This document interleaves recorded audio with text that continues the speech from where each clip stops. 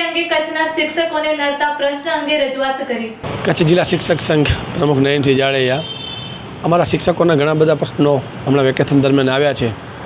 તેમાં સૌથી અગત્યનું હમણાં જે ચાલી રહ્યું છે તો વસ્તી ગણતરીનો પ્રશ્ન છે કે વસ્તી ગણતરી ખરેખર તો આવવાની છે, બધાને ખબર હતી, તો થોડોક વહેલી જાણ થઈ જાત તો અમે રજૂઆત કરી શકત।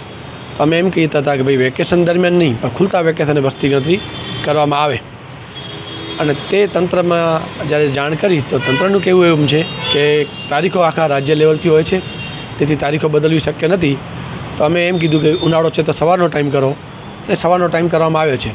સાથે સાથે બીએલઓના ઘણાના ઓર્ડર આવ્યા છે, ઘણી બહેનોના ઓર્ડર આવ્યા છે, એ ઓર્ડરો અમે રદ કરવાની વાત કરી છે, તો એમાં એ લોકો પોઝિટિવ છે, એ ઓર્ડર આજકાલમાં કદાચ બદલાવી આપશે। એટલે આ વસ્તી ગણતરીની વાત છે અને વસ્તી ગણતરીના ઓર્ડર પણ વેકેશન દરમિયાન તાલીમો જે છે એ ઝડપથી પૂરી થાય અને ગણતરી પણ ખુલતા વેકેશને થઈ જાય તો પછી શૈક્ષણિક કાર્ય ન બગડે। બીજા મુદ્દા એવા છે કે આંતરિક બદલીઓ જે બાકી છે, તાલુકા ફેર ટેટની બદલીઓ, એ બદલીઓની પણ માંગણી છે, એ બદલીઓ પણ તંત્ર જલ્દીથી કરે।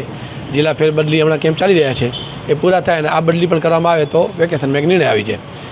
ત્રીજો મુદ્દો એવો પણ છે કે ઘણી બધી કામગીરી જ્યારે અમને સોંપવામાં આવે છે ત્યારે જે ચૂંટણી અને વસ્તી ગણતરીની કામગીરી છે એ અમને કરવાની જ હોય, સાથે સાથે કુદરતી આફતની પણ કામગીરી કરવાની હોય, પણ બીજી કામગીરીનો બોજ જે શિક્ષકો ઉપર નાખવામાં આવે છે તે શિક્ષકોને ખરેખર મુક્તિ આપવામાં આવે એવી અમારી રજૂઆત છે અને તંત્ર એમાં પોઝિટિવ રહે એવી અમારી માંગણી છે।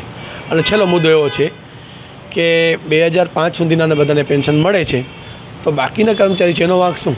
એને પણ પેન્શન મળવું જોઈએ, એ લોકો પણ માંગણી કરતા હોય છે, તો એની માંગણી અમે ઉપર કક્ષાએ કરી છે। તંત્ર કેટલું સાંભળે છે, અમારો રાજ્ય સંઘ એના માટે એક્ટિવ છે અને એના કાર્યક્રમો આવશે, એ અમે કાર્યક્રમો અહીંયાથી કરી, ધરણા હોય, રેલી હોય કે બીજે કોઈ પ્રોગ્રામ હોય તે અમે પ્રોગ્રામો આવતા સમયમાં કરશું।